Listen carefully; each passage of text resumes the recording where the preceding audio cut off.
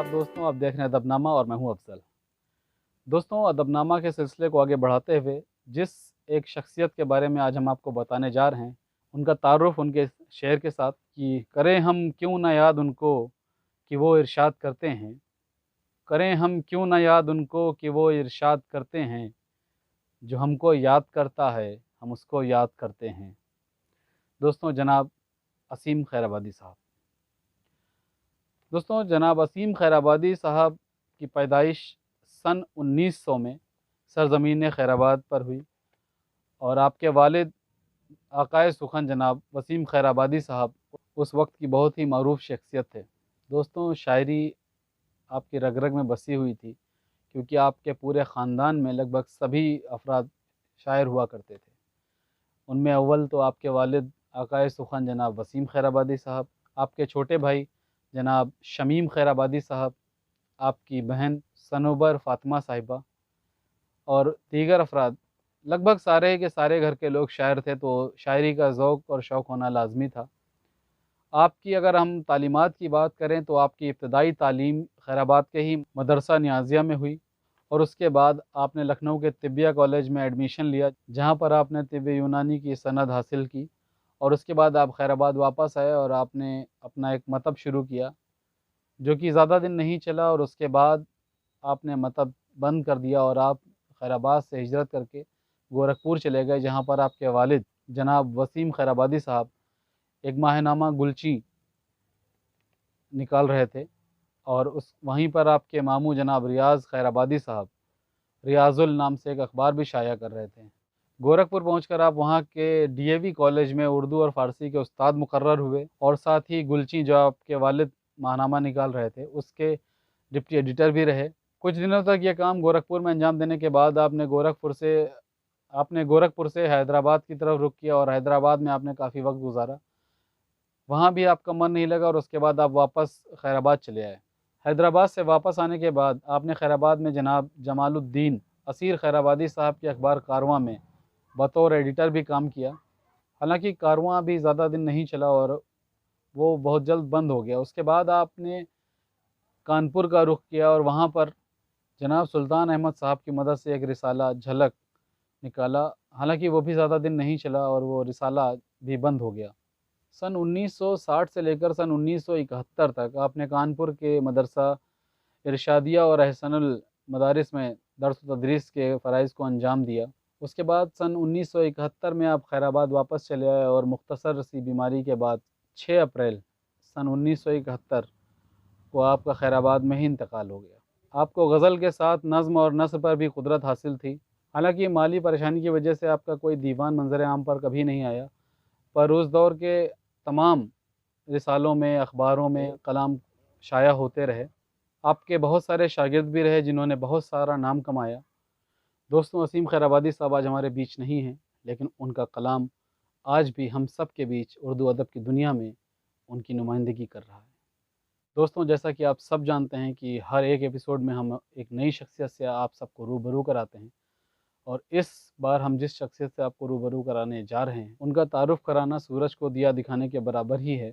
तकरीबन 45 साल से अदबी दुनिया में बेहद मकबूल और मोतबर नाम जनाब सईदुल हसन ख़ान गोहर खैराबादी साहब। हज़रत, सबसे पहले तो आपका बहुत बहुत शुक्रिया कि आपने अदबनामा को अपना बेशकीमती वक्त दिया। हम और हमारे नाजरीन सबसे पहले आपसे सिर्फ इतना जानना चाहेंगे कि आपके अंदर एक शायर भी है, ऐसा आपको कब से लगना शुरू हुआ? मैं शेर व अदब की तरफ बचपन से मेरा रुझान था। मैं प्राइमरी दर्जात में उर्दू का तालिब इल्म था और उस वक्त मेरा रुझान शेर व शायरी की तरफ था और मैं अपने मिजाज के मुताबिक तुकबंदियाँ किया करता था। लेकिन चूँकि मैं प्राइमरी सेक्शन के बाद जब उसमें आगे क्लासेस में पहुंचा जी, तो उर्दू मज़मून के अलावा साइंस और आर्ट्स वगैरह के मज़ामीन मुझे जी पढ़ना पड़े और इसकी वजह से मैं उर्दू से थोड़ा हट गया। जी जी। لیکن پھر اس کے بعد بی ایس سی کرنے کے بعد میں نے بی ایس سی جو ہے لکھنؤ یونیورسٹی سے 1972 میں کیا. جی جی. اور یہ بی ایس سی کرنے کے بعد میں نے اردو سے میرے تھوڑا سا آنکھوں میں پرابلم پیدا ہو گئی. جی جی. تو 1 سال میں نے کہیں داخلہ نہیں لیا. پھر میں نے اردو سے ایم اے جب کیا ہے جی. تب میرا رجحان شعر و ادب کی طرف زیادہ ہوا. اور جب میر تقی میر کا میں نے وہ شعر پڑھا جی. کہ بارے دنیا میں رہو غمزدہ یا شاد رہو، ایسا کچھ کر کے چلو یہاں کے بہت یاد رہو. جی جی. تو یہ شعر میرے لیے مشعل راہ ہو گیا. اور اس شعر کی روشنی میں نے سوچا کہ ایک شاعر یہ کہہ رہا ہے تو شاعر کی حیثیت سے مجھے بھی کچھ آگے بڑھنا چاہیے اور شعر و ادب میں اپنا نام پیدا کرنے کے لیے کچھ خدمت انجام دینا چاہیے. تبھی سے آپ کی ابتدا ہوگی شاعری کی؟ تبھی سے میری یہ واقعہ ہے 1974-75. جی، لگ بھگ 45 سال پہلے. اس کے بعد جب میں خیر آباد میں آیا تو میں نے حضرت جنبش خیر آبادی صاحب سے شرف تلمذ حاصل کیا. جی. اور انہوں نے باقاعدہ مجھے اس شعر و فن سے واقف کرایا اور ان سے زانو ادب طے کرنے کا مشورہ میرے والد صاحب کا تھا. میرے ابتدا میں اپنے والد صاحب کو ہی کلام سنایا کرتا تھا، حالانکہ وہ زیادہ شعر و شاعری کے قائل نہیں تھے. لیکن جب انہوں نے ہمارے شوق کو دیکھا اور ہم سے وہ پوچھا کرتے تھے کہ بھیا آپ نے تو کہیں سیکھا بھی نہیں ہے اور آپ یہ شاعری کے رموز سے کیسے واقف ہیں کہ آپ کی بحریں جو ہے بالکل بحر سے خارج نہیں ہو رہے ہیں، اشعار بالکل درست ہیں. جی. تو انہوں نے کہا بھائی یہ خدا کی دین ہے اور یہ اللہ کی ودیت ہے کہ اس طرح کا مزاج اللہ نے عطا کر دیا. تو پھر میں نے یہ غزل کہی جی. اور غزل کہنے کے بعد اپنے والد صاحب کو سنائی. جی جی. سب سے پہلی غزل میری وہ تھی اور میں نے جو سنائی انہیں تو بہت خوش ہوئے اور انہوں نے 2 شعر میرے ٹک کیے اس کے اوپر جو انہیں پسند آئے. تو میں آپ کو سناؤں گا. جی جی. وہ شعر اس کا مطلب تو یہ تھا جی ارشاد. کہ زندگی وقت جب آئے گا سنور جائے گی، زندگی وقت جب آئے گا سنور جائے گی، ہر مصیبت یوں ہی ہنس ہنس کے گزر جائے گی. جی. اور آج جس طرح سے ہے موت کہیں ٹھہری ہوئی، جی. زندگی یوں ہی کسی روز ٹھہر جائے گی. اور چشمے گریا، یہ خاص طور سے شعر جو مجھے میرے والد صاحب نے پسند فرمایا جی تھا وہ آپ کا بہت مشہور شعر بھی ہے کہ چشمے گریا پہ نہ جب اٹھی کسی کی نظریں، درد پنہا پہ میرے کس کی نظر جائیں. جی جی بہت عمدہ، یہ بہت مشہور شعر ہے آپ کا. یہ شعر انہوں نے بہت پسند کیا. جی. آپ لگ بھگ 45 سال سے ادب کی خدمات کو انجام دے رہے ہیں، تو جو خیر آباد میں آپ کا ابتدائی دور تھا اور جو آج کا دور ہے اس میں کتنی تبدیلی پاتے ہیں آپ؟ نہیں دیکھیے، میری ملازمت یہاں 1979 سے شروع ہوئی. جی.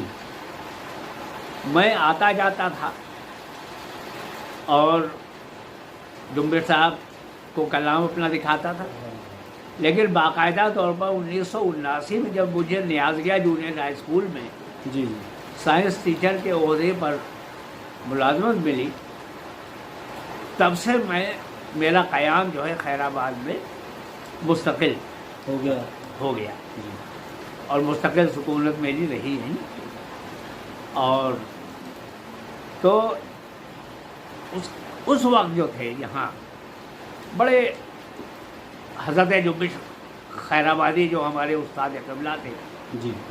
اس کے علاوہ اور بھی شعراء اس وقت یہاں موجود تھے. ماسی یقین احمد صاحب، ترمذی असीम खैराबादी के साहबजादे थे जी اساتذہ میں, وہ بھی اس وقت موجود تھے. رشید صاحب تھے. تو ان حضرات کی وجہ سے خیر آباد میں بڑا اچھا ادبی ماحول تھا. اس کے علاوہ بھی اور حضرات تھے یہاں اس وقت. جی جی ادبی محفلیں ہوتی تھیں, طرحی اور غیر طرحی نشستیں ہوتی تھیں. جی اس میں جس طرح طرح دیا جاتا تھا تو طرح میں طرحی غزل میں بھی کہہ کر کے پڑھتا تھا. جی جی بزم اسیم قائم ہوئی تھی. بزم اسیم کا میں سیکریٹری تھا.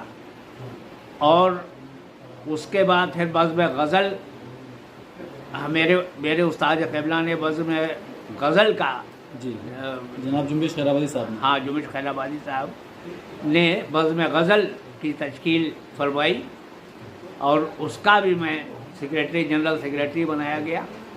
اور میں نے بڑی محنت اور مشقت سے اس کو آگے بڑھانے کی کوشش کی. مبین نلوی صاحب تھے ہمارے دوستوں میں, جی وہ بھی بہت محنت کرتے تھے ہمارے ساتھ. ساجد خیرآبادی صاحب تھے اس وقت. پھر اس کے بعد وہ شاہجہاں پور چلے گئے.